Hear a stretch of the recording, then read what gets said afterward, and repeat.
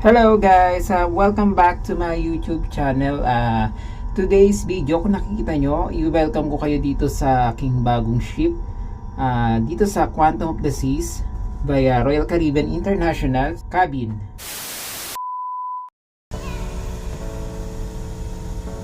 Ito nga pala guys yung bubungad sa inyo pagpasok nyo ng cabin ko. Ayan. Yun yung makikita nyo. Una nyo makikita.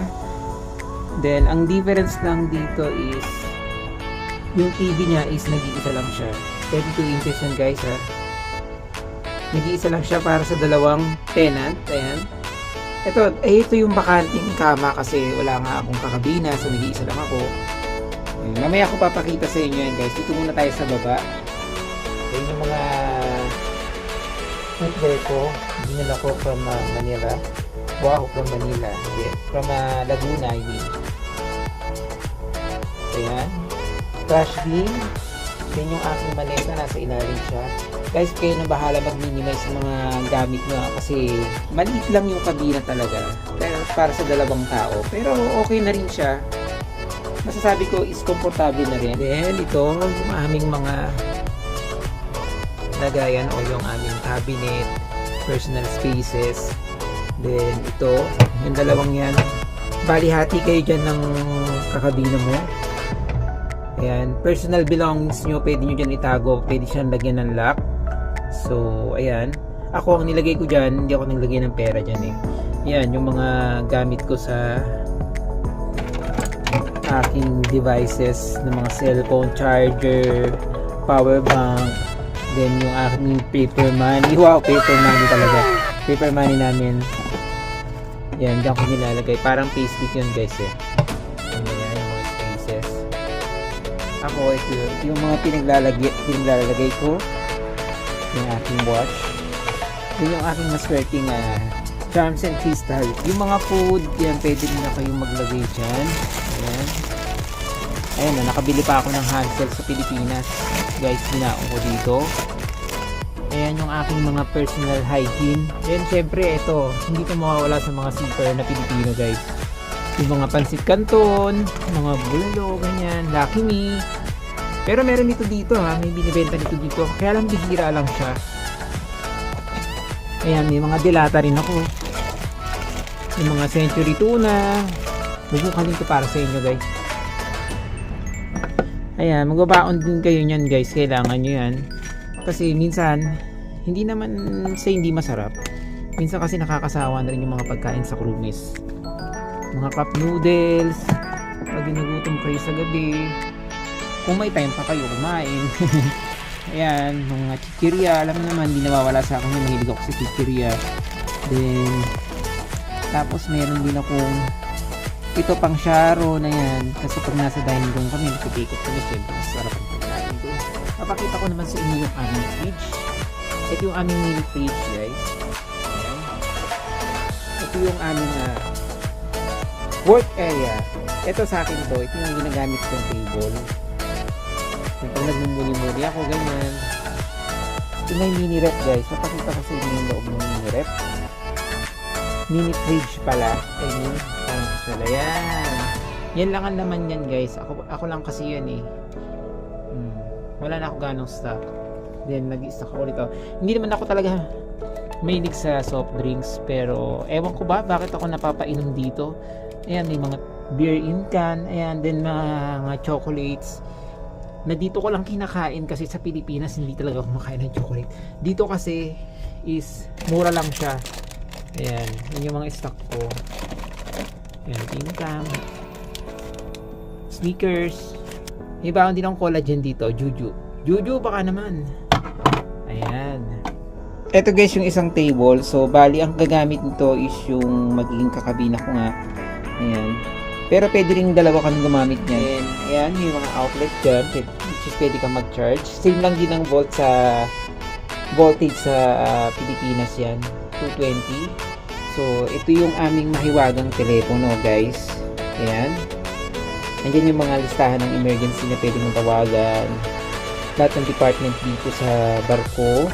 Kabahan ka na guys pag nag-ring yan. It's either late ka or papapasukin ka ng mas maaga.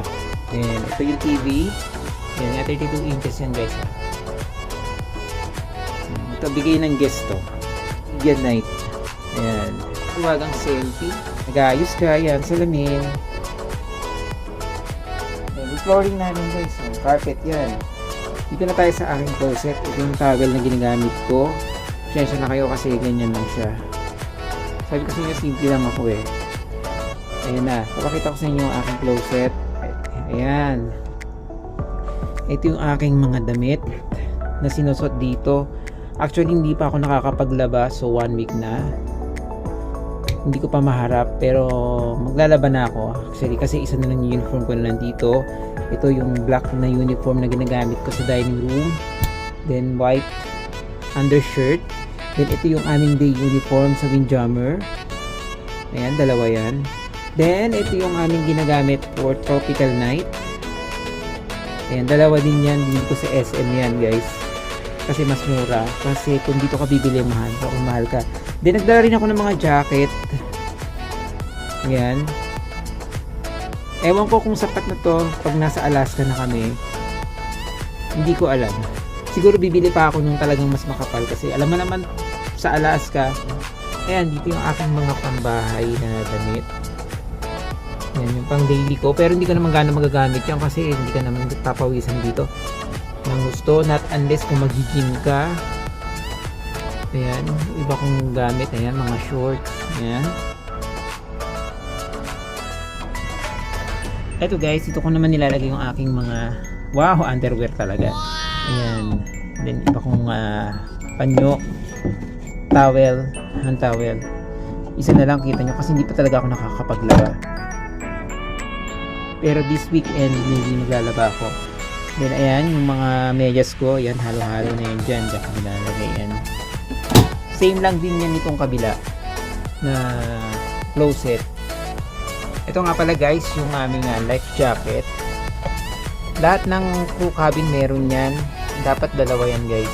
Hindi pwedeng isa lang yan. Ang aming aircon, medyo madumi na, hindi ka maglinis. Actually, hindi lang kami maglinis yan. May tagalinis talaga yan. Then, ito yung switch ng aming aircon. Ayan. Okay guys, punta naman tayo sa crew cabin CR. Ayan. Simpleng-simple lang din to. Kita ko sa inyo. Ayan. Ito yung aming CR. Maliit lang siya. Ayan, makikita nyo. Pero kompleto siya. Yan, may sink, may faucet, then may flush, wala lang bidet guys. Ito, ginagamit ko to pag magbababad ako ng mga uniform, ganyan. Pag tinatamad na ako mag-laundry, ayan, dyan na lang ako naglalaba. Yan yung ginagamit ko guys. Ayan. Oh, ito yung inodoro. Oh, may shower, syempre, meron din hot and cold yan guys. Bahala na kayo dyan. Ito yung aking toiletries. Siyempre head and shoulder tayo. Siyempre ito dito mawawala guys ko. Ito ko to eh. Maganda sa mukha to. Mirror pa rin dito sa loob ng CR. Ayan, bubuksan natin. Ito yung aming lagayan. Ito yung mga toiletries. Ang konti lang no. Konti lang ng dala ko. Ayan. Aking mga toothbrush, toothpaste. Ayan, dito yung aking stock. Pelo, of course. Then, L'Oreal. Wow, siya L'Oreal. Ayan. Ito yung isang lagayan, guys. Dito yun sa kapartner ko. Pair. Ito na, guys. Punta naman tayo sa aking munting kama. Ayan.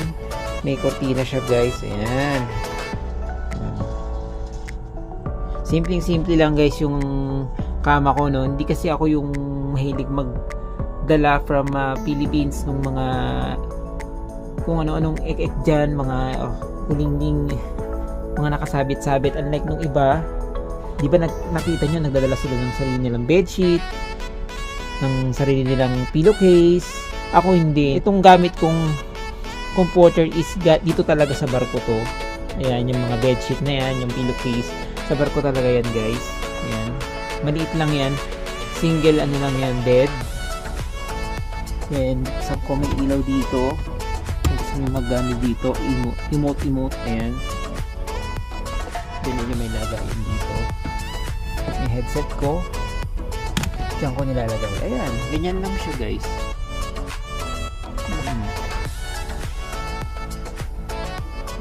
Tapos yung bag ko nandun, yung aking mga personal belongings nandun. Kaya dapat nasa tabi lang siya ng aking. Ayun lang guys.